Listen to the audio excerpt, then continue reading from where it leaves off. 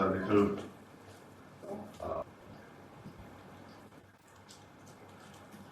little hoarseness. However, I think I will be able to still do it. So today will be, yesterday we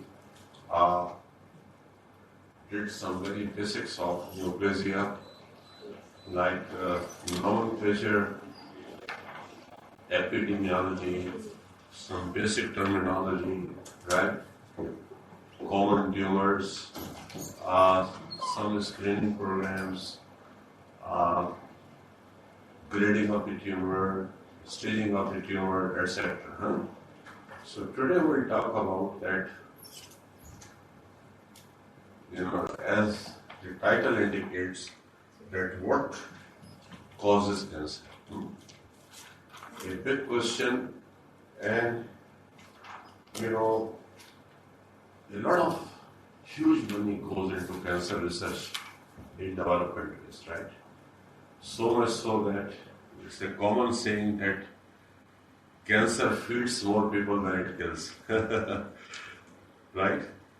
Because that is the major problem, and during the cancer research, some major discoveries were actually made during the process of cancer research, particularly in genetics and epigenetics, right? All right. So, if we talk about the environmental factors, there are three broad categories which are preventable because they are environmental factors: chemicals, radiation, and infections, particularly the viral infections, right? So let's start with the chemical carcinogens. So a large number of agents cause genetic damage and induce neoplastic transformation of cells. And they include chemical carcinogens, radiant energy, and oncogenic viruses. Some bacteria as well we'll talk about, like Helicobacter pylori as well, right? So it was way back in 18th century when a scientist, just observed an observation that those who used to work in as chimney sweeper or chimney sweeps, are more likely to develop this colorectal cancer. Over the succeeding 2 centuries, hundreds of chemicals have been shown to transform cells in vitro and to be carcinogenic in animals. So, just briefly, major groups of chemical carcinogens are direct-acting alkylating agents, and interestingly,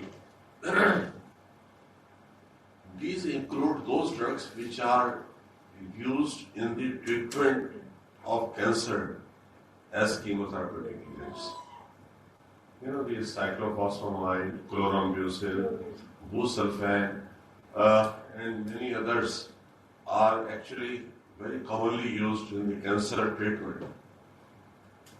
However, that again there is a common saying that all drugs are potential poisons and all poisons are potential drugs, right? So these are obviously, particularly chemotherapeutic agents are like poisons.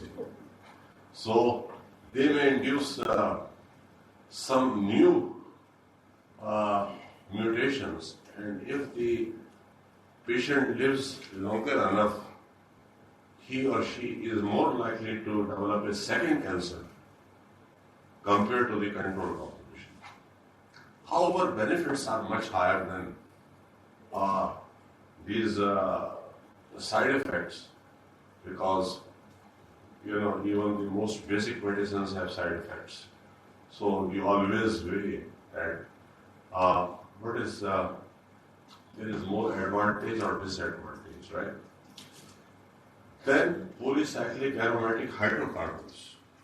So these are the most potent carcinogens known to us, and particularly produced in the combustion of tobacco, particularly the cigarette smoke, right?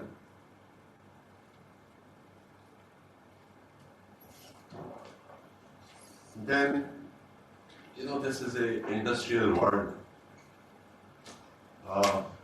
Since the Industrial Revolution, if you ever see documentaries or visit, you will see that so many chemicals, hundreds and thousands of chemicals, some of which are very dangerous, are used in various industries, right? So, one of the examples is aromatic amines and azodynes, and they are implicated in the induction of liver cancer, hepatocellular carcinoma, and azodynes, used in the rubber industry mainly with the urinary bladder cancer. Then aspergillus flavus, this is a fungus actually. It thrives on improperly stored commodities. Someone did a study in Judia Bazaar, Karachi, which is the biggest market for commodities. But there, most of the commodities are sold in open form, right? Karachi is a hot and humid climate, so anything which is not properly stored, very soon you will find that some fungus or something is growing on top of that. So they found that there was a very high content of aspergillus, So it's very important that, you buy those commodities which are properly stored, airtight, kept at the right temperature, and so on. Because we see, liver cancer, unfortunately, it's a very deadly cancer. Life expectancy is very short. Great majority are either hepatitis B and C positive. However, there is a small percentage where they are hepatitis B and C negative.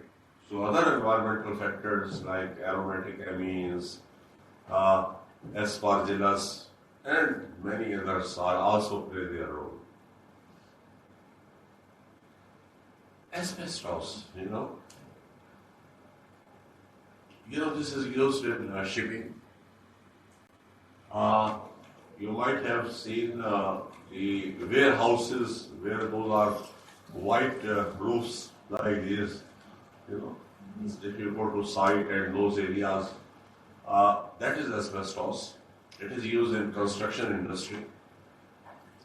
And you know that we are very good in breaking things rather than building things. So near Karachi, in Gadani, one of the biggest ship breaking industry, right?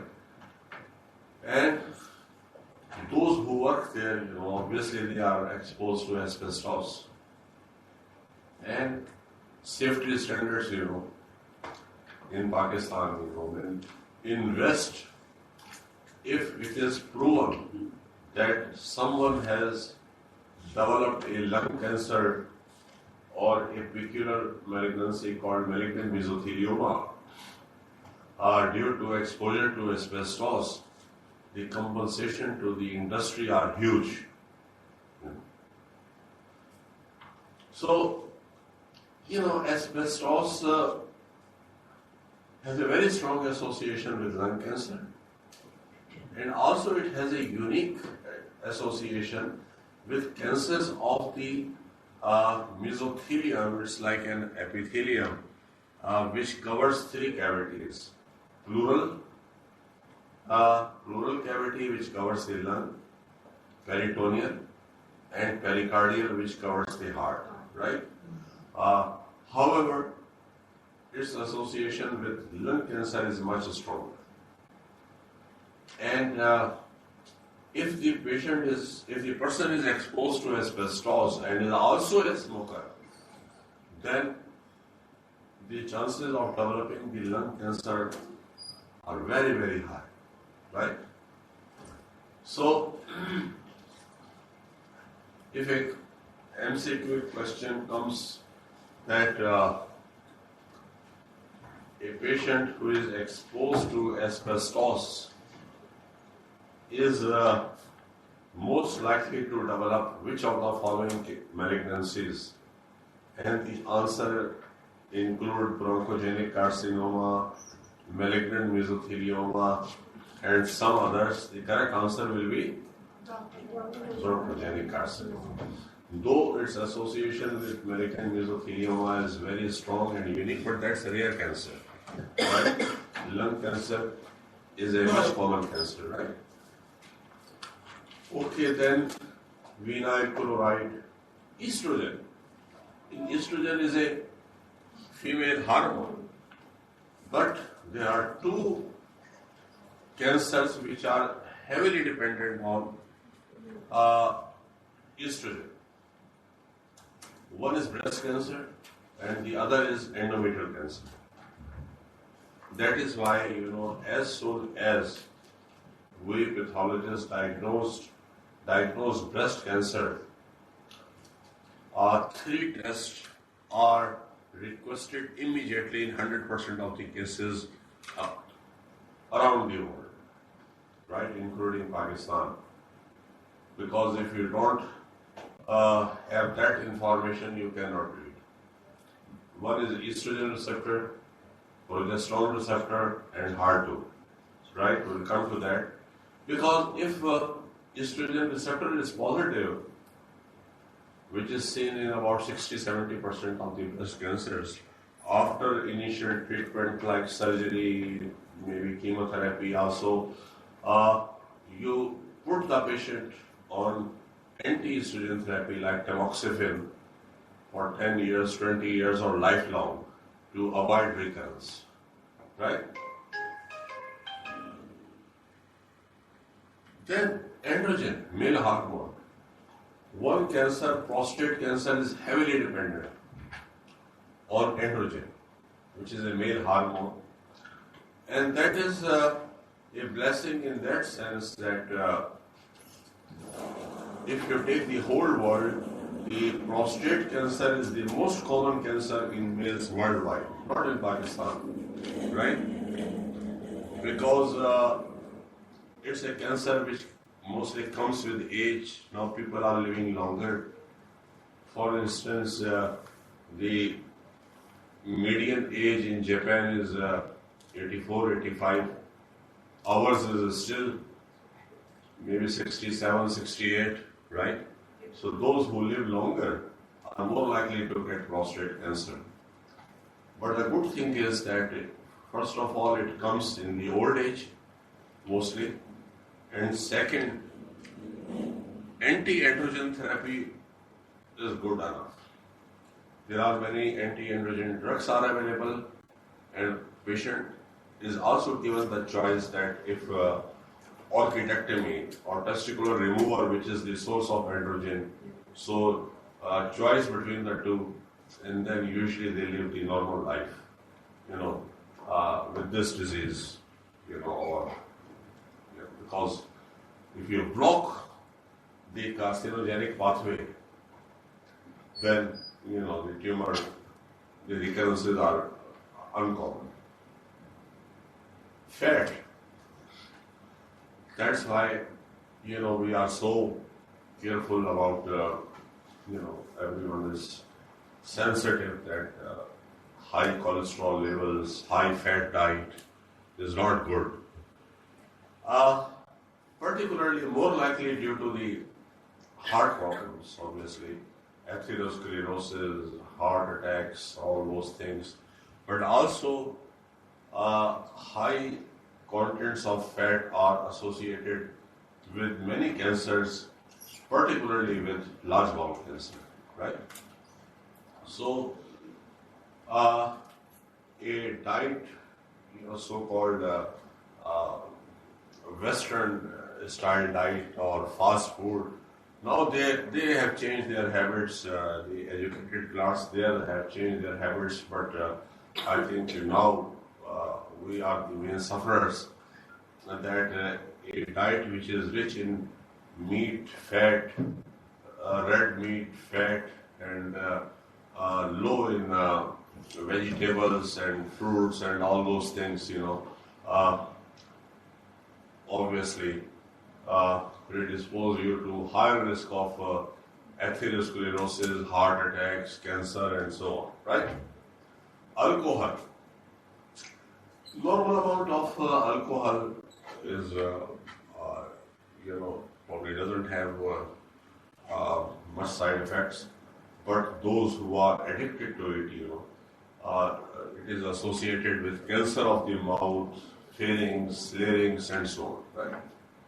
So these are some of the major chemical carcinogens, and there are a lot more.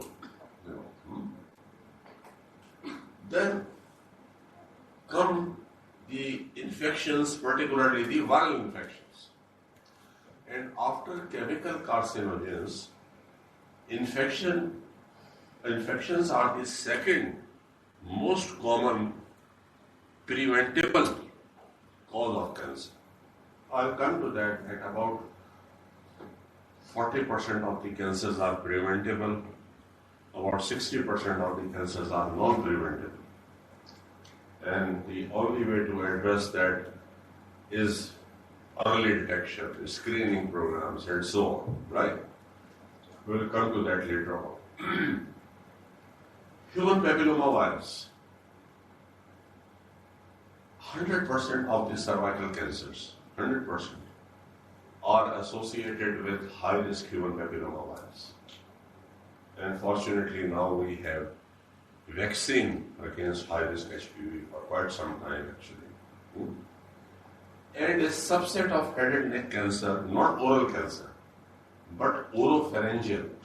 Oropharyngeal part is like tonsils, like immobile part of the tongue, and soft part of the palate.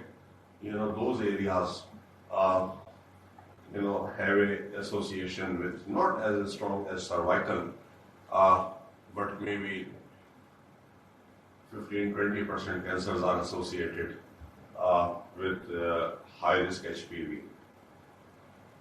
Then Epstein-Barr virus is so common in the environment that I think hardly anyone who may escape exposure to Epstein-Barr virus, right? However, that it leads to some pathology as well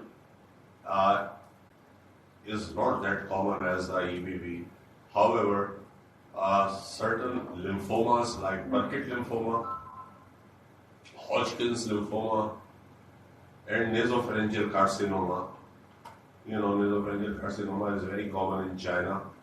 We also see once in a while have a strong association with EBV. I will come to that, to these viruses in a little more detail shortly.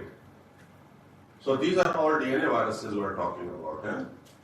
Hepatitis B,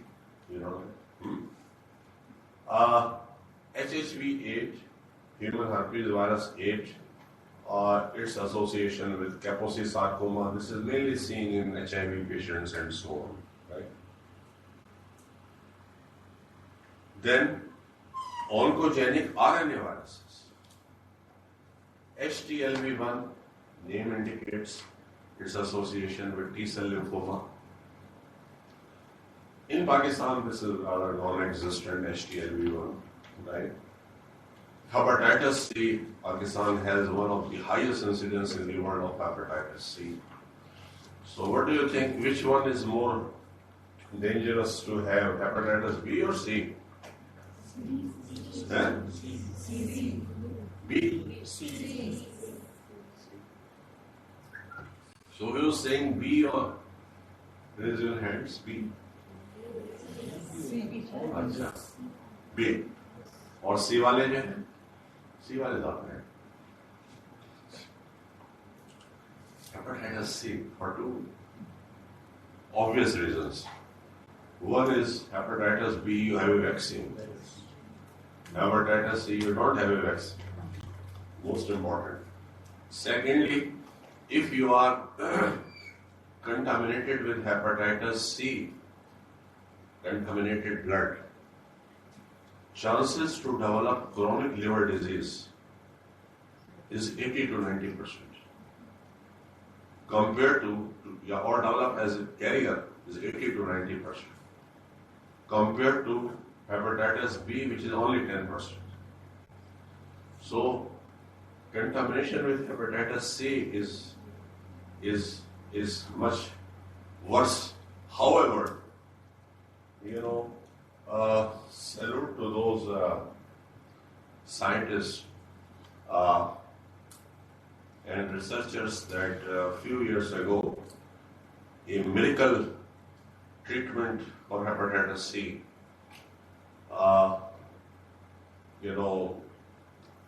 was launched, was approved by FDA, European Drug Authority, and through the help of certain NGOs, it is allowed to. The raw material, obviously, we only do the packing. We don't do we don't make any drugs. To Pakistan, India, it's given at a very cheap rate, and that is actually curative. That is actually curative. Before that, the prognosis of hepatitis C used to be very bad. Chronic hepatitis leading to liver cirrhosis and eventually maybe to liver cancer. But that treatment, and that's the oral treatment, that's a very expensive treatment in the developed countries, but we are given the facility to be available. Governments even like the Punjab government, Sindh government, they supply because we have a very high incidence for obvious reasons that how used to be the blood transfusion practices. Even today, the story of Valika Hospital, so many children were infected with HIV, so you can understand, and then drug addicts, and then GPs who still use, those old glass syringes without sterilization and, things like that. Okay, then Helicobacter pylori, I'll come to that. We already talked about Aspergillus. And then schistosoma and Clonorchis sinensis, uncommon, we don't see in Pakistan. Schistosoma is a parasite, Schistosoma hematobium, which live in the urinary bladder. And in the Mediterranean region, it will lead to bladder cancer. And this Clonorchis, it lives in the bile duct. And this is more common in Asia Pacific, like Thailand, Cambodia, Laos, and it leads to the cancer of the bile duct or gallbladder, Okay, so you see, this is an old paper, but very important paper, and it tells you the usual story that compared to this is from the WHO, that in developed countries only 8% of the cancers are attributable to infections, compared to over a quarter in countries like ours. And that makes sense, for example, hepatitis B and C is so common in Pakistan. HIV, here, India, Sub-Saharan Africa, So, all these things. And you know that these are preventable cancers. That was just a chapter. Interesting thing is that unlike chemicals, where it is like a hit and run situation, that this patient was a smoker, for instance, for 30 years and developed lung cancer makes sense. So it is just you correlate. You cannot scientifically prove it, but you can correlate that it must be because of he was a heavy smoker. However, viruses, because they integrate themselves with your DNA, you can actually demonstrate it either by PCR or in situ hybridization and all that, right? Let's start with the HPV, human papillomavirus. More than 100 genetically distinct types have been identified. These two are the main culprits, HPV 16 and 18. 80% is HPV 16. Then 18, sometimes both. And then uncommonly 31, 33, 35. These are very uncommon. So the vaccines which are available and is part of the routine vaccination program in the developed countries mainly covers these two, HPV 16 and 18, right?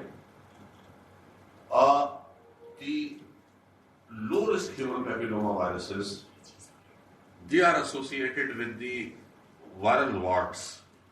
You might have seen on the skin warts,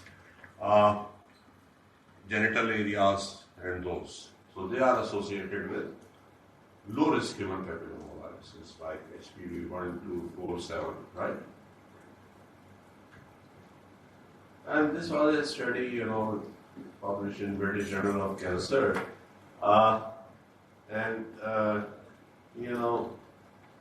Samples were collected from high-risk population in Karachi with or without cervical cancer and sent to IARC, Lyon, France for testing. And it was found that, like the rest of the world, HPV 16 was the most common culprit. Right? Again, you see, HPV 16 is common in Pakistani women with cervical carcinoma. I also mentioned that a small percentage of the oropharyngeal cancer, not oral cancer, oropharyngeal cancer is associated with high-risk HPV, right? Now, again,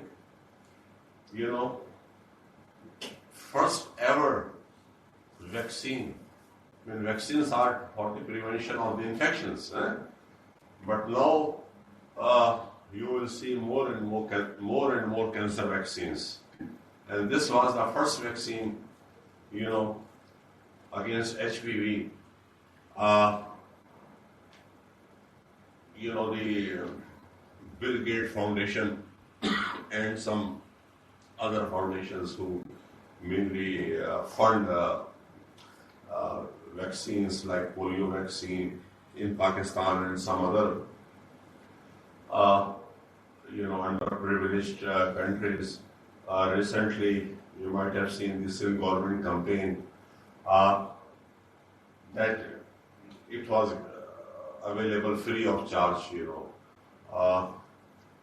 and the best time is maybe 11 to 14 years is the most suitable time to give the vaccination to the girls. Then you may give HPV vaccine till maybe the age of 35, but its efficacy decreases a lot. Right? Now, you should remember that HPV is transmitted sexually from males to females. So males are actually the carriers of high-risk HPV, and females are the victims.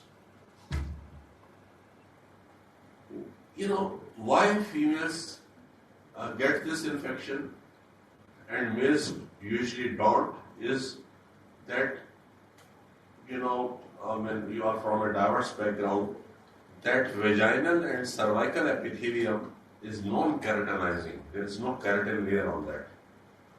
Like we have a keratin layer on skin.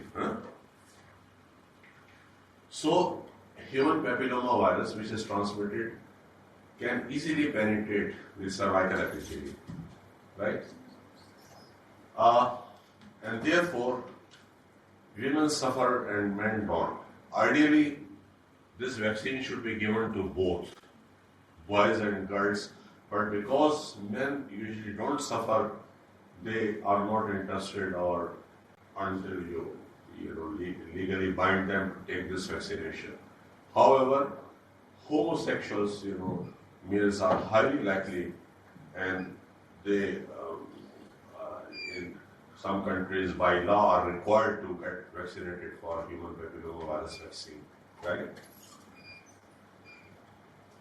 So these were three heroes who won the Nobel Prize of Medicine or Physiology in 2008.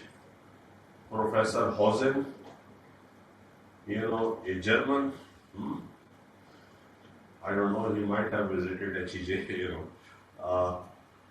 for his discovery of human papillomavirus causing cervical cancer, right? Because traditionally, HEJ has a very strong collaboration with Germany, So I very vaguely remember that he might have visited sometime, a long time ago, at the time of Selma Siddiqui and these two, French, for their discovery of HIV. Now, Epstein-Barr virus, coming back to it, so these are the 4 cancers which have a strong association. African type Burkitt's lymphoma.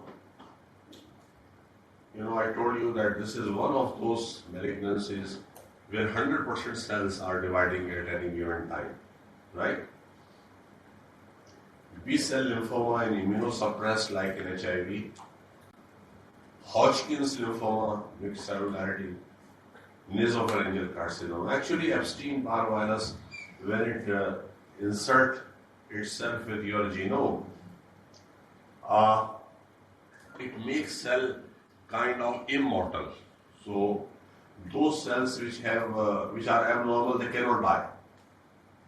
So they go on acquiring more and more mutations and eventually become a full-fledged cancerous cell, right?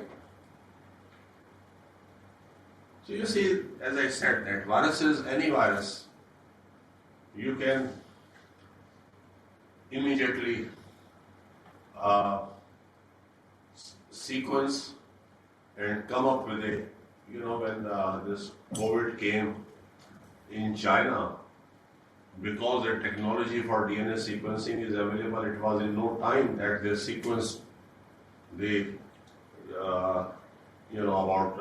they have about 6,000 to 7,000 letters, nucleotides, these viruses. That's the simplest life, that what is the sequence of DNA virus, and then that led to the development of the vaccine. Humans have how many letters in our genome?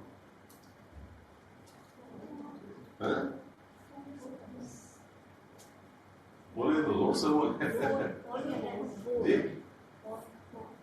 4, only 4. 4 types, but 3.2 billion bases. Yes, 3 billion. 3 billion.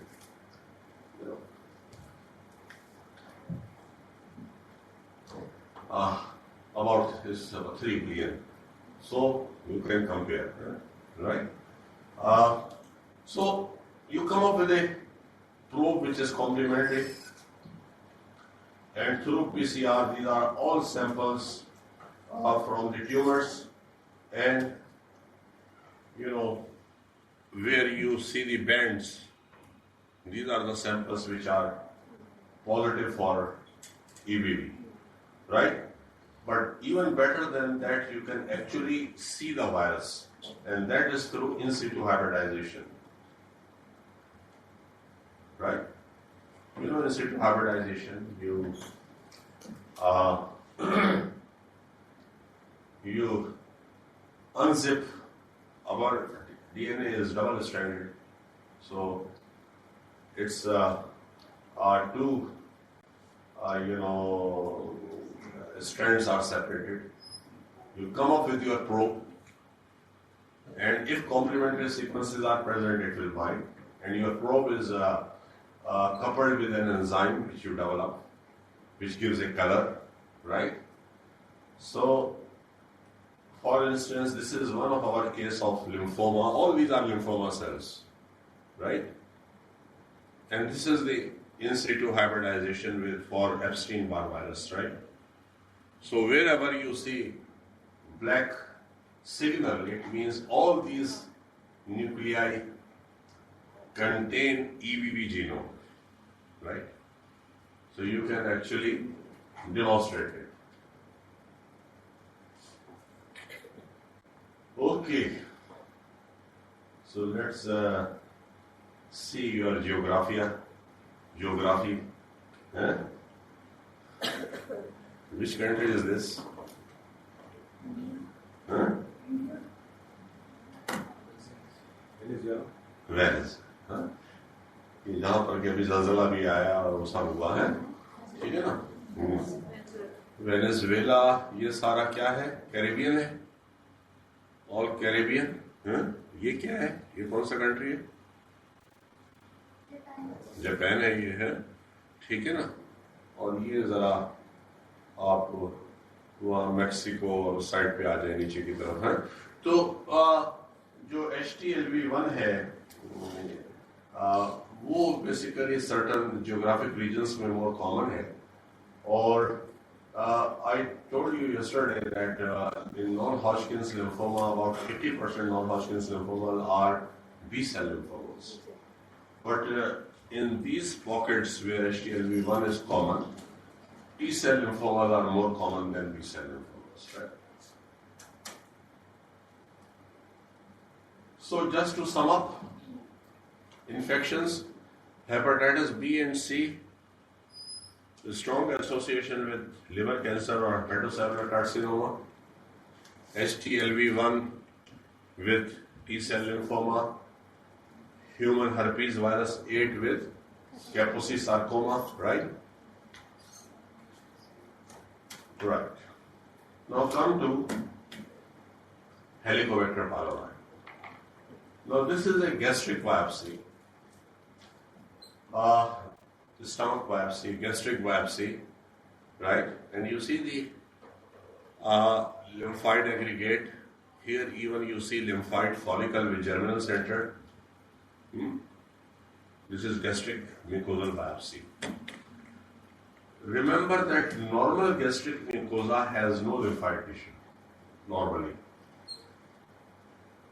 The small intestine and large intestine, small intestine have Peyer's patches, large intestine also have normally lymphoid follicles, but the stomach doesn't. Any inflammation in the stomach means that something is leading to this inflammation. And one of the most common reasons is Helicobacter pylori, which is a gram-negative bacteria. Right? And this is the culprit. You see? These curved-shaped microorganisms, bacteria, gram-negative bacteria. Right? And this Helicobacter pylori is the pathology of the most common disease on the planet, that is peptic ulcer. You know that we live in harmony with microorganisms. For every one cell of us there are 10 bacteria, right? And they perform important functions, right? For example, your mouth, throat, particularly gastrointestinal, full of, they perform important functions of digestion, this and that, immunity. Problem, the same is the case. Helicobacter pylori, I think all of us have already acquired Helicobacter pylori, which normally are present in the distal part of the stomach. However, problem arises when they lead to pathology, they lead to disease. Either they become more virulent for some reason, or our immunity is compromised, So, interesting thing is that these Helicobacter pylori, they normally live in the distal part of the stomach. And they somehow change the milieu in such a way that more and more acid goes into the first part of the small intestine, which you call duodenum. Right? Peptic ulcer is mostly, in 90-95% is seen in the duodenum, not in the stomach. Right? So it lives in the stomach, but peptic ulcer is mostly in duodenum, right? Gastric ulcer are mostly, if there is a gastric ulcer, it's more likely to be gastric carcinoma actually, rather than simple ulcer. And again, it was, it was a major discovery which led to the award of the Nobel Prize of Physiology or Medicine. Professor Robin Warren, an Australian histopathologist, was the first person who was joined later on with a gastroenterologist, Marshall Berry, who described, not only observed this, but were also able to culture it and demonstrated that it may lead to, that this is the major cause of peptic ulcer, and if it remains untreated, it may lead to certain malignancies like gastric carcinoma and lymphoma, and also, develop the triple therapy, which to date is the treatment of choice for chronic Helicobacter pylori infection, right? So, I think a few years ago, I went to Sweden, Karolinska Institute, where I had a collaboration. So, the Nobel Prize are awarded in Karolinska. So, there is a Nobel Museum.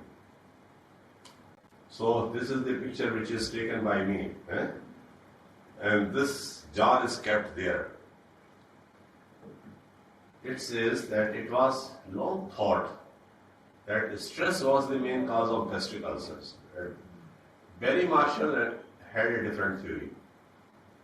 He suspected a bacteria, Helicobacter pylori, that colleague Robin Warren had discovered in gastric ulcer patients. Right? At that time, it was mainly on.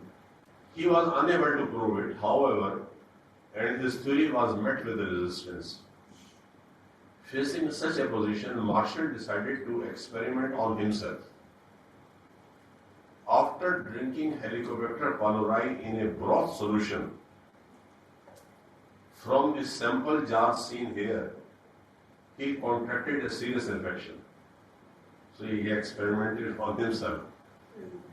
This proved his theory correct. These objects were donated to the Nobel Museum by Barry Marshall in 2005. Right? That's interesting. Interesting story. So this is Robin Warren, and in 2008, when I went to International Academy of Pathology World Congress in Athens, he was the keynote speaker, Robin Warren, and I tried to capture his photo with my primitive camera at that time. Then we come to the radiation. Ultraviolet. We always, if you see any weather channel, they will tell you the ultraviolet component, because ultraviolet rays are carcinogenic, right? And that's why we are so concerned with the environment, the breach of the ozone layer, because as ozone layer is breached, more and more ultraviolet of the sun reaches to us, right? And those who are exposed to it are more likely to develop these three types of skin cancer: squamous cell carcinoma, basal cell carcinoma, and malignant melanoma. So, the world capital of skin cancer is?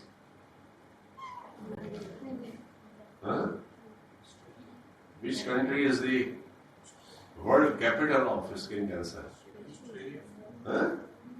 Australia. Australia, right? The reason is that Australia is a desert. And those who live there are Europeans. It was their colony. And Europeans, it is in their lifestyle that, if you go to Europe, when the sunbathing, particularly on the beach, is part of their lifestyle. But because they are white, they are not protected to ultraviolet. And Australia is a hot country, There are only few cities at the periphery where, center of the Australia is totally desert, 40, 45, 50 degree centigrade, So that is the price they pay. Black people, they have pigment, so, the skin cancers are very uncommon. We are somewhere in between, right? So, according to my perspective, the only advantage to be Asian or African is that we are less likely to get skin cancer. If you know any other advantage, kindly let me know.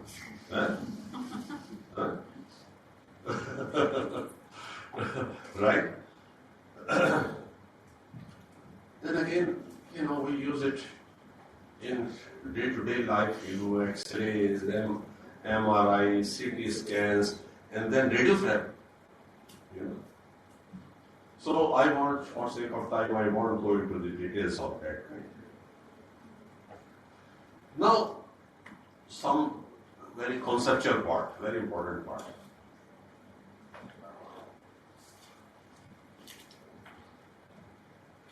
That every day in our body we have hundreds of trillions of cells. Every day, innumerable cells, they develop some abnormality. That is called initiation. Right? However, these abnormal cells, due to natural mechanisms, they cannot promote, or in other words, they cannot enter into the cell cycle. Because, the guardian of the genome, like P53, which sit on the cell cycle, it does not allow such abnormal cells to enter into the cell cycle. It asks either you go or repair your DNA, or you die of apoptosis. Right? However, if we will see, if P53 itself becomes mutated, they may enter into the cell cycle and divide. So that is called promotion. And then if there is some fuel which keep that clone dividing like estrogen in breast cancer, androgen in uh, prostate cancer, some oncogenes like HER2 in breast cancer, they keep on dividing. That is what we call progression. Right? So, cell affected by carcinogen must replicate for cancer to occur as cell division fixes the mutation in daughter cells. Right? And promoters induce rapid tissue growth. Okay. Now, oncogenes, later on I will sum up that oncogenes, thank you. Oncogenes, what are oncogenes? Oncogenes are actually the normal genes. The oncogenes are actually the activated, unregulated versions of normal genes, which you call proto-oncogenes. Actually, what happened that during the cancer research, they found certain genes which were associated with certain cancers. So they called them oncogene.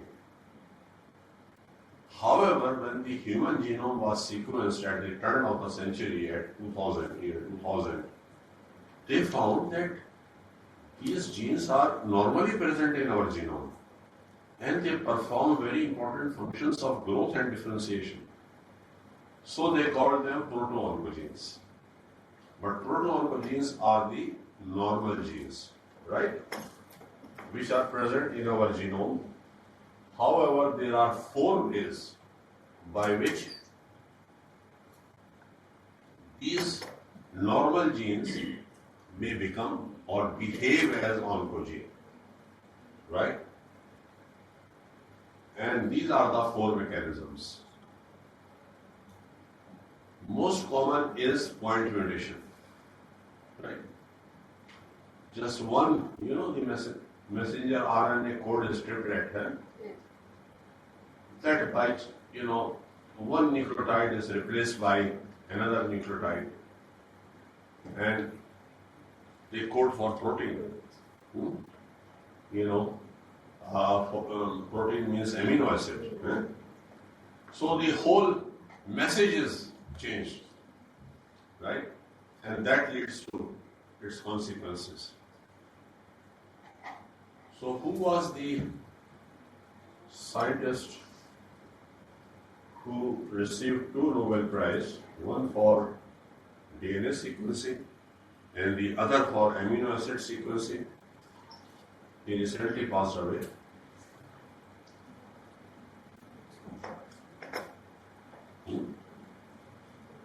आप लोग तो science के students हो यार,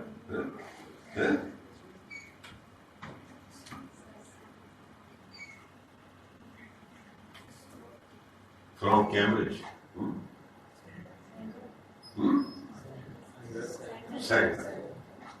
Sanger. We call it Sanger. Sanger sequencing, you still use that. Then came the next generation sequencing. So Sanger got 2 Nobel Prizes, one for DNA sequencing called Sanger sequencing and another for amino acid sequencing. Right? So one way, most common is point mutation. Next is that gene amplification. That instead of normally you have 2 copies, like you have 2 eyes, 2 ears. Normally you have 2 copies of each gene on the 2 arms of the chromosome. But if instead of 2 copies you have multiple copies, like what happens in HER2 in breast cancer, in some cases, I will come to that. So that leads to, genes eventually code for proteins. So more HER2, more growth, right? Third is promoter insertion like you see in viruses. Now viruses, they may act as due to genetic damage, They may act as DNA damage or in an epigenetic fashion. Now, epigenetic is as important as genetics, and it also earned the Nobel Prize. What is epigenetic? Other than genetics. Broad diplomatic answer है. Environmental वगैरह से नहीं. Environment works through both genetics and epigenetics, right? It is the gene regulation, right? Epigenetic. It was not a long time ago that we thought that function of the brain is so different from liver, for instance. So brain cells must have different genes than the liver cells. Now we know that all our cells have the same genes. And it is the regulation of those genes, that which genes are switched on and which are off in a particular organ. That is epigenetic, that is gene regulation. Right? So, switch on and switch off of the gene. So in liver, only those genes should be expressed which produces the certain enzymes, bile and those things. Others should be switched off. So environment works through both. And you know the most common reason for epigenetics is the methylation. Therefore, you know, the switch-on mechanisms are, altered, and therefore, you know, the gene regulation is gone. So cancer may happen due to both actual DNA damage and regulation of the gene expression, right? So that is, promoter. We act as promoter. And then chromosomal translocation. There are some cancers in which they have a very strong association with they are associated with certain chromosomal translocations. So much so that translocation becomes the diagnostic criteria, like 922 translocation, the first translocation which was ever discovered in Philadelphia. We call it Philadelphia chromosome, and it is seen in chronic myeloid leukemia in 95% of the cases, right? Now,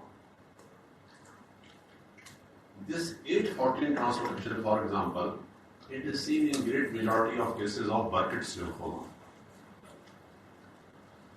Now, what happens? That chromosome number 8 normally have a gene, proto-oncogene, called c-MYC, right? c-MYC. It performs important function of growth and differentiation. What happens in Burkitt's lymphoma in great majority of the cases, that c-MYC is translocated and inserted on chromosome number 14 next to the immunoglobulin heavy chain gene, IgH. You know, chromosome 14 is very important in translocations because it carry this immunoglobulin heavy chain gene, IgH. You know, immunoglobulins have the heavy chain and light chains. And because we are exposed to environment all of the time, our immune system is producing antibodies. So that gene is very active. So what happens that c-MYC, when it is inserted along with immunoglobulin heavy chain gene, it gets upregulated. No alteration, same gene, but more c-MYC expression, more growth, right? So it acts as a oncogene, right? So 4 mechanisms: point mutation, gene amplification, promoter insertion, and chromosomal transformation, right? By which normal genes or proto-oncogenes, they may become or behave as oncogene. For example, as I said that 100% of the breast carcinoma cases must be tested, and they are tested for estrogen receptor, progesterone receptor, and a proto-oncogene or oncogene called HER2. This belongs to the epidermal growth factor family, EGFR. And what happens that in about 15 to 20% of the cases of breast cancer, this gene shows amplification. And so here the carcinogenic pathway is actually HER2, right? So you have to block that. And that was a major breakthrough, when a humanized monoclonal antibody was approved, which blocks the HER2. That is called Herceptin or trastuzumab, right? So those who show gene amplification, if they don't get Herceptin or trastuzumab, which is anti-HER2, their prognosis is very bad because they don't respond to conventional chemotherapy. So normally the half-life of the HER2 is so short that normally initially we test by immunohistochemistry by using an antibody against HER2. Normally you see no staining, right? So there are the guidelines by WHO, ESCO, College of American Pathologists, which everybody uses. If it is very strong staining like this, which we call 3+, because if there is a gene amplification, they eventually code for proteins. So this is 3+. It means that gene is certainly amplified. So if you don't give them Herceptin, they will die quickly. But there are always things in nature are not in black and white. A good percentage of cases show what we call 2+ staining. 2+ means equivocal. They are weakly positive. So we are not sure if the gene is amplified or this is, for some other reason.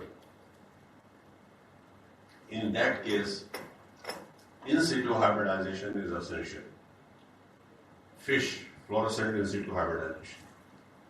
And major labs like, I think, our molecular lab, everything, they must be doing 30, 25, 30 is FISH testing. So this is one of our case. And in FISH testing, we use 2 probes. Now HER2 is located on chromosome number 17, right?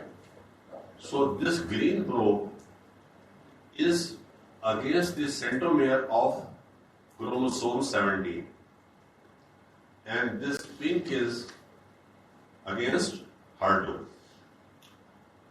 This is to see if this is due to actual gene amplification or due to polysomny. So normally 2 arms of chromosome 17, normally 2, and 2 copies of HER2, this is normal, deployed. Look here. 2 chromosome 17, but how many copies of HER2? 1, 2, 3, 4, maybe 20, 25. So we calculate that, also, these very high gene amplification, moderate gene amplification. So this is very high gene, and look at this, forming a blob, so many copies. So if these patients don't get Herceptin, anti-HER2, their prognosis is doomed. So all these funny names, RAS is a very common oncogene, and is because it was first discovered in red sarcoma virus. I show this slide because there is an interesting story behind this. I think way back in the late 90s or early 2000, a pediatric oncologist was a lady, assistant professor from Lahore, was giving a invited lecture at our hall in lecture theatre. I joined at early 90s, so I was sitting behind, and that lady was telling the audience that we call it RAS because there is a Pakistani scientist named Rashida who discovered this.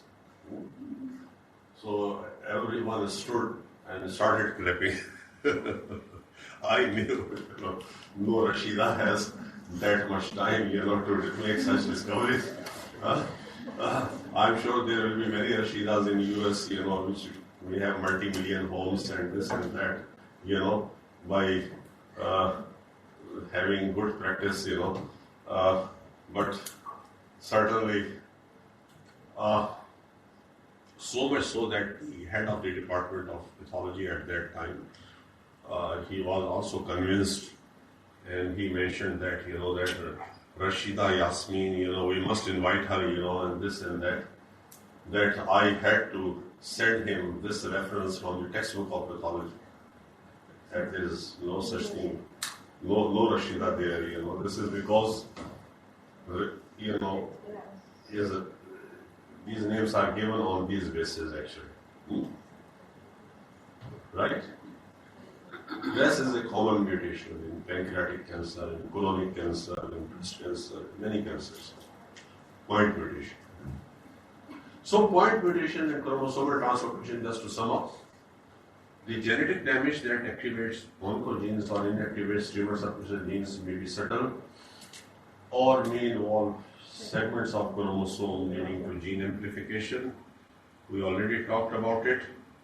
This was our first chromosomal translocation 922 in chronic myeloid leukemia, we call Philadelphia, because it was discovered by this physician in Philadelphia, USA, right?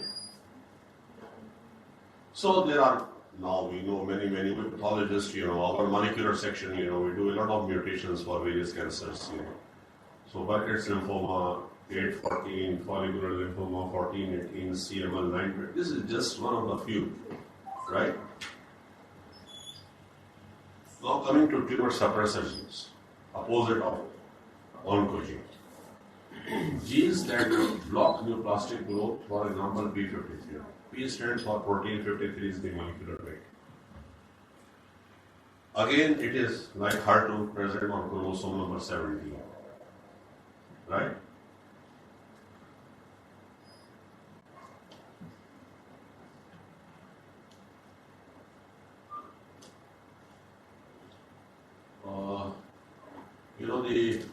I'll come to that later on. I don't know.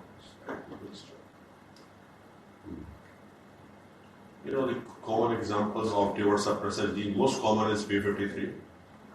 But generally speaking, BRCA1, BRCA2, these are also, broadly speaking, comes under the tumor suppressor genes, but specifically speaking, they are DNA repair genes, right? I'll come to that. Now, I told you that about 40% of the cancers are preventable. For example, if you don't smoke, your chances of lung cancer are very low. Smoking alone in the world, or tobacco alone in the world, is responsible for 1/3 of all cancers, right? But there are some cancers which you cannot prevent. They come out of blue, right? So this was from the dawn, and that was based on this paper in Science, published in Science from the John Hopkins University, the bad luck of cancer, right? So there are many cancers which come out of blue. No risk factors. For example, many cancers have a very small influence of environment, such as those of prostate, brain tumors, no known risk factors, bone tumors, pancreas, such a common tumor, ovarian tumors, even breast cancer. So, how you explain that bad luck? Good luck and bad luck is part of life, right? And that biological good luck or bad luck is extreme in cases where there is so much disparity, like Pakistan. If I earn 20 times my driver, it doesn't mean that I am 20 times smarter than my driver. It's because that you don't choose your parents. That I was by chance born in a family who were able to educate me. And he just by virtue of, this is not the God's will, that's man-made. 50% of the Karachi Abadi lives in Kachi Abadis, was born in a Kachi Abadi, where, patients were, the parents are so poor they can't even give the 2 times meal rather than educate them. Right? So, this is man-made. If you go to some countries which are truly welfare countries, mostly in Europe, like Scandinavian countries, the divide between the rich and poor is very little, right? All have good access, all have jobs or allowance, all their children are guaranteed to have free education. Health is equally free to all, unlike the only deviation, the only developed country which have a very much disparity is United States, where very rich, and even if you go to San Francisco, where there is Silicon Valley, you will see a lot of people sleeping at -10 degree on the footpath and the streets. You don't see that in Europe, in these countries. So this good luck and bad luck is, and obviously you cannot remove it 100%, but largely it's man-made. We are responsible for that, right? That we have created a society where some have so much that, even their next 50 generations won't finish it, and some have nothing, right? And that is a very dangerous thing, actually. Wherever there is so much disparity, there are always undercurrents, which lead to eventually consequences like civil wars and all those things, So that is just by the way to be humble, in life, and because if you think that you are something because it's you are a genius, or no, that's not the case. Your brother may be much more genius than you. The only thing is our society didn't provide him the opportunity, to rise up. So that is just a small piece of advice, So,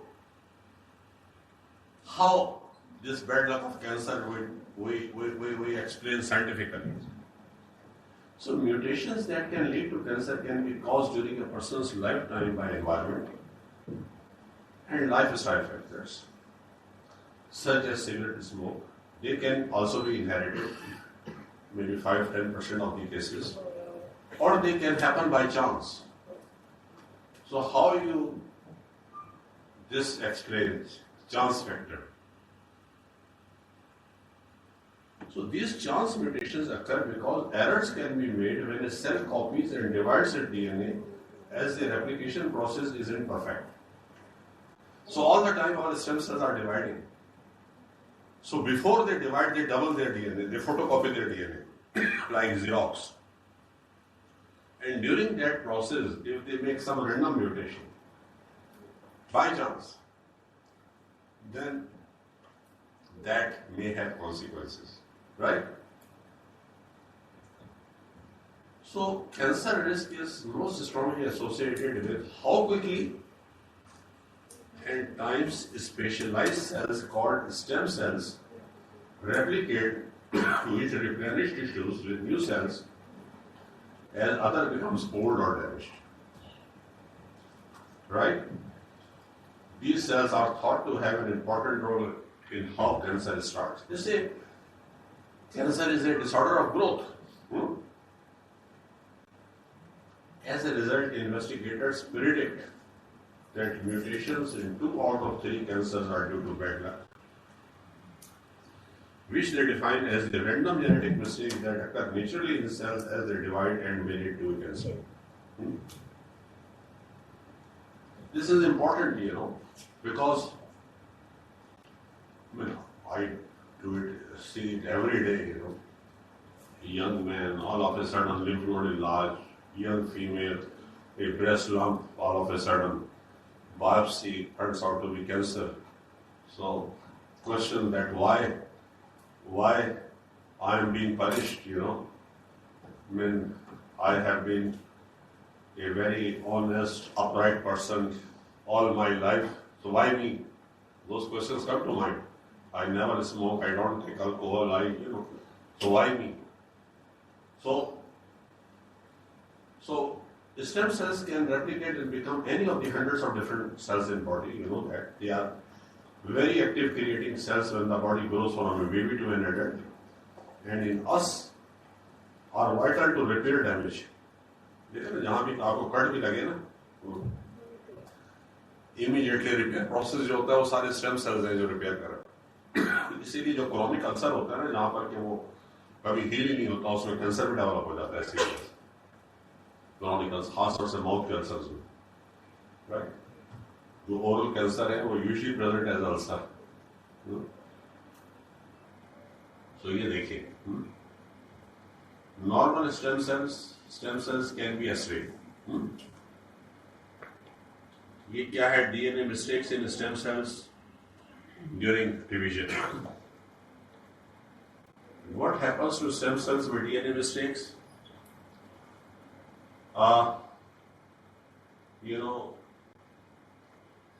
Cells with DNA mistakes, but if the stem cells with DNA mistakes are replicating, cancer can develop. ठीक है? तो ये by chance, by mere bad luck है ये. लेकिन blessing in disguise भी है. Good news is that a cancer in which 50% of the mutations are due to random error can still be preventable. Why? Because for cancer you need multiple mutations. So if one mutation is by chance and other comes from the environment, so if you have a healthy lifestyle, so it doesn't mean that you live yourself, Huh? If you have a healthy lifestyle, there are chances that your luck will be more favorable. Right? The reason for this is that it generally requires more than one mutation to develop cancer. A cancer that required two mutations is still preventable if one of the mutations was due to chance and the other due to an avoidable environmental factor. Right? So it all boils down to, our secret of life, DNA. DNA, generally speaking, is a very robust molecule, which is immortal, in fact. And if you and me are alive today, that is the testimony that our link to the beginning of life, very simple life, unicellular life, which started about 4 billion years ago under the sea, is not broken. Otherwise, we won't be here. So how lucky we are, that we can look back and see our ancestors. So DNA is a very resilient molecule in that sense that even, you can sequence DNA of the dinosaurs. But little wear and tear always happens. And that's why, now we know that all life, whether it's a plant life, whether it's all animals, all plants have the same codes, these 4 nucleotides. So we and chimpanzees are 98% identical. Cabbage which you eat, 72% identical.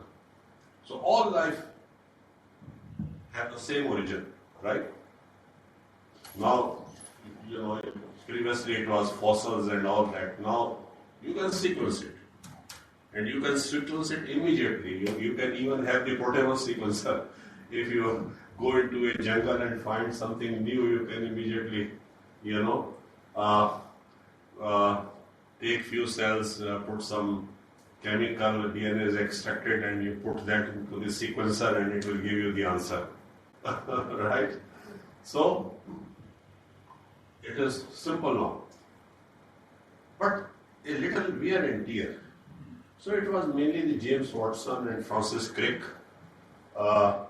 He was a biologist from USA, and Francis Crick, a physicist from Englishman, both working at Cambridge, at the Cavendish lab, when they discovered the secret of life, that it is the double-stranded DNA, it's a double helix. So in 1953, James Watson and Francis Crick published their groundbreaking paper, Molecular Structure of Nucleic Acid, a structure for DNA, which described the double helix structure of DNA.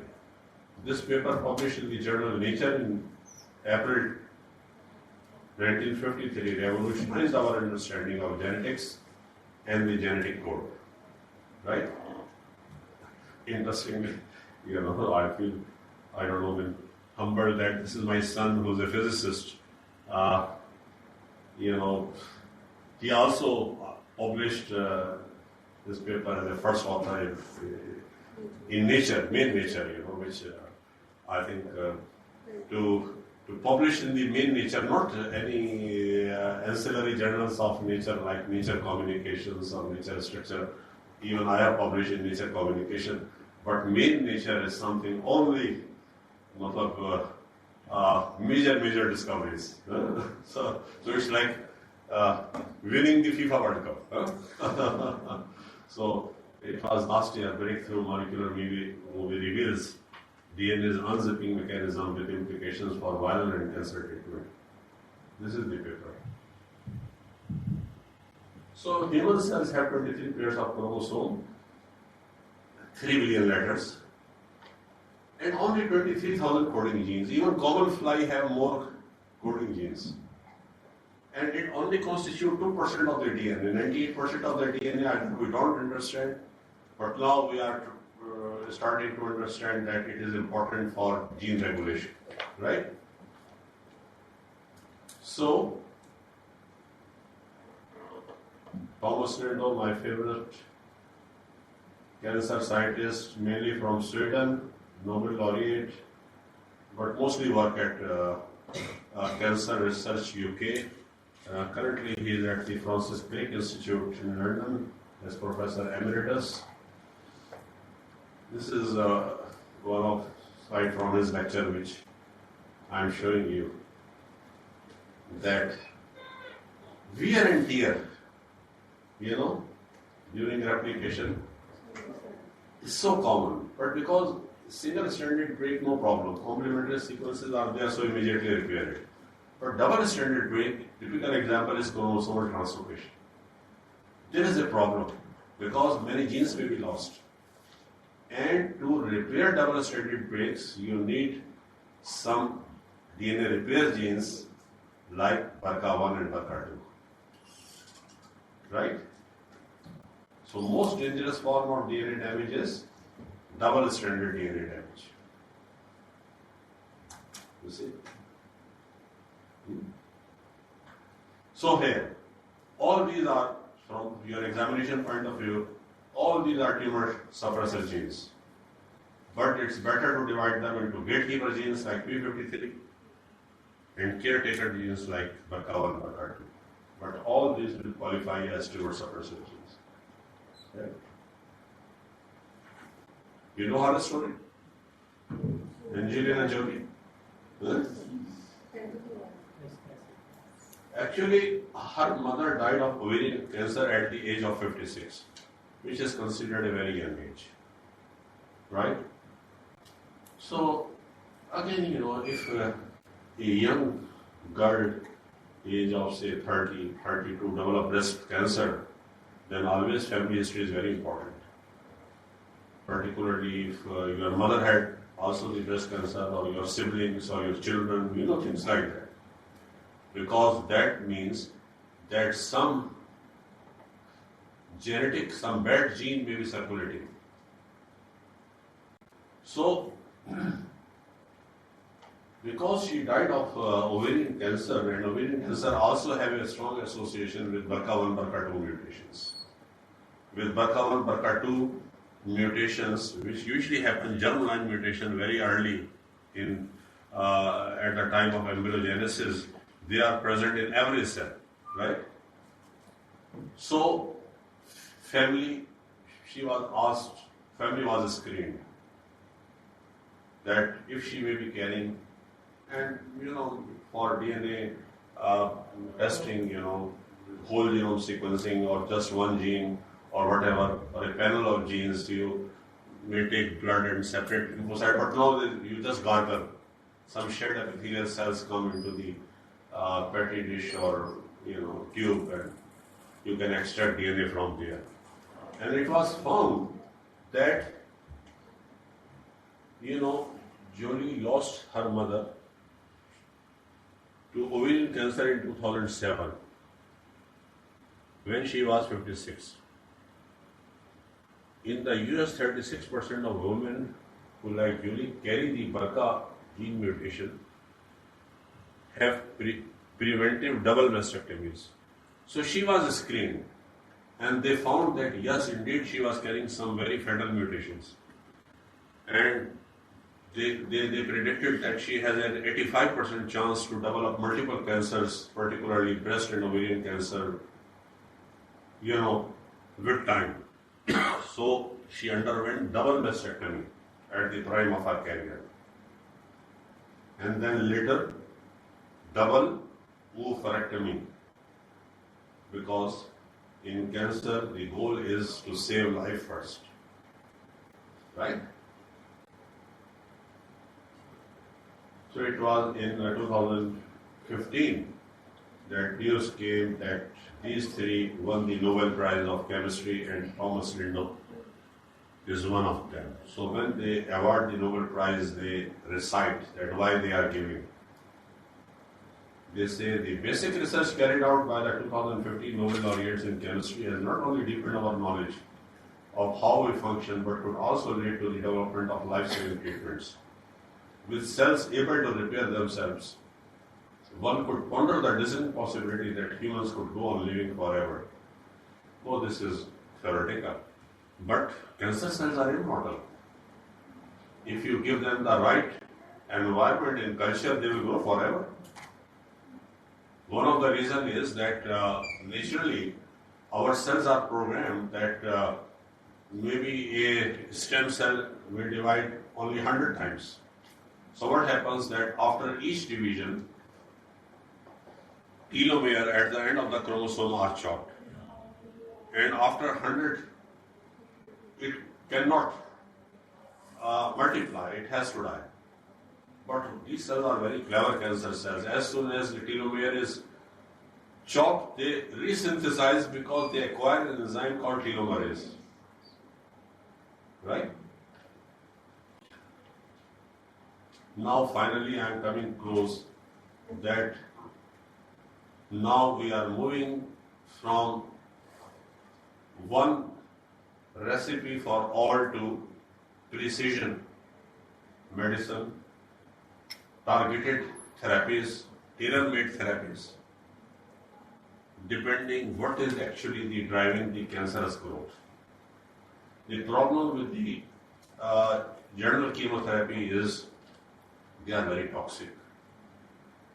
They kill all dividing cells. So they not only kill the cancer cells, but they also kill normal cells. That's why bone marrow suppression, hairs grow, so hair fall. So many side effects. Fortunately, most of them they regrow, but that is not the way forward. So both these women have the deadliest cancer what a human may have, a brain tumor called glioblastoma. Nothing works. So in that case, usually in developed countries, they give a choice if some clinical trial is going on that you may register, and they are testing some solutions. So they both registered in a clinical trial, and they decided to sequence their tumors to see if there is any known mutation against which a targeted treatment may be available. Like HER2, for example. HER2 is not only seen in breast cancer, it's seen in gastric cancer, it's seen in endometrial cancer, but in breast cancer is. So, what they found that in one of the tumors, otherwise same, everything, same diagnosis, there was a known mutation called BRAF mutation. BRAF mutation is a common mutation in thyroid cancers, in melanoma, and anti-BRAF treatment is available. So she was put on anti-BRAF because BRAF was the carcinogenic pathway. Tumor disappeared, she survived. Other died. So what is the message? No two cancers are alike. Even within an individual patient, tumors may change over time. And doctors are learning that a melanoma growth might have more in common with a lung cancer or a brain cancer than another melanoma. So irrespective, it's a breast cancer or lung cancer or brain tumor, what you look for is what is actually the carcinogenic pathway. Is it a ER positive breast cancer? Is it HER2 positive breast cancer? Is it EGFR mutated lung cancer? Is it BRAF mutated brain tumor? Right? So, this is called molecular classification of cancer, and precision treatment then follows. Because now several hundred targeted treatments are available. They are unfortunately very expensive. Not everyone can afford that. But Herceptin is something which is now well established, and those who require that. So, what characteristics a normal cell must acquire to behave as a full-fledged independent cancer cell? First is immortality. I talked about to acquire telomerase so that as soon as telomere is chopped, and resynthesize. Second, removal of growth inhibition. Normally, abnormal cells cannot enter into the cell cycle. P53 is there. But if the gatekeeper is itself mutated, therefore P53 is a common mutation in 70% of all cancers. Because cancer requires multiple hits. Then growth stimulation, here where the oncogenes are, particularly like RAS, HER2, all these, right? So 10 rules to avoid cancer.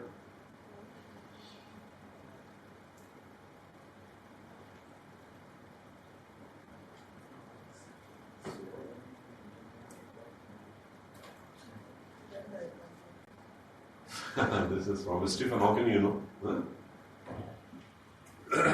So this is a quote which I like.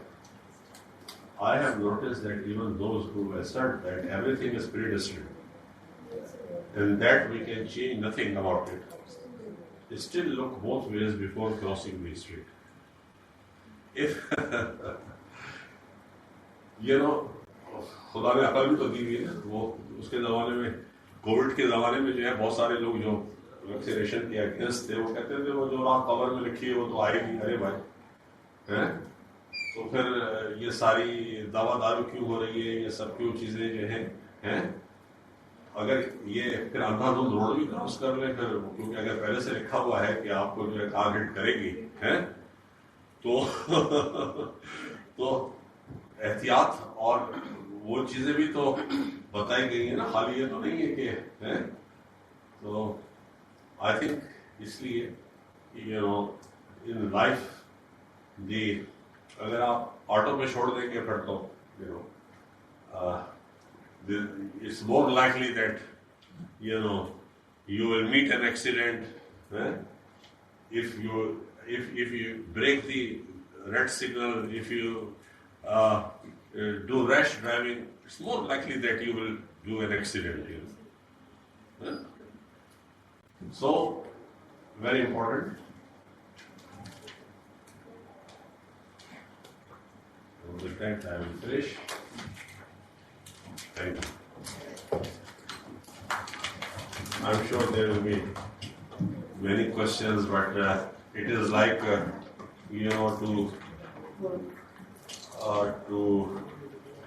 in a nutshell. Otherwise, this is such a topic which will require